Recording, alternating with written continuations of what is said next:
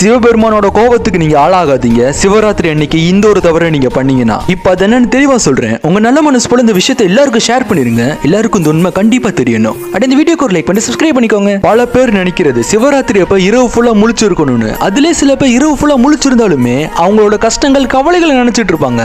ஆனா இது உண்மையான சிவராத்திரி இல்ல. சாஸ்திரங்கள் சொல்றது படி உண்மையான சிவராத்திரினா என்னன்னா, விழிச்சிருக்கிறது உங்க உடலுக்கு கிடையாது, உங்களோட ஆன்மாக்காக தான். உங்களோட ஆன்மா விழிப்புணர்வை தூண்டுறது தான் இந்த சிவராத்திரி. ஈசன் எப்பயுமே நம்ம உடலை பார்க்க மாட்டாரு, நம்மளோட ஆன்மா மட்டும் தான் பார்ப்பாரு. நம்ம இரவு ஃபுல்லா முழிச்சு இருக்கணும்னு தூக்கத்தை கட்டுப்படுத்தி உடலை வருத்திக்கிட்டு இருந்தோம்னா அதை நினைச்சு ஈசன் கோவப்படுவாரு, வருத்தமும் படுவாரு. உங்களுக்கு தூக்கம் வந்துச்சுன்னா நீங்க தாராளமா தூங்கலாம். ஆனா இந்த நிஷித்த காலம் பூஜை நேரத்துல மட்டும் காம நேரமாச்சு நீங்க மெடிடேஷன் பண்ணிட்டு அப்புறம் தூங்க ஆரம்பிங்க.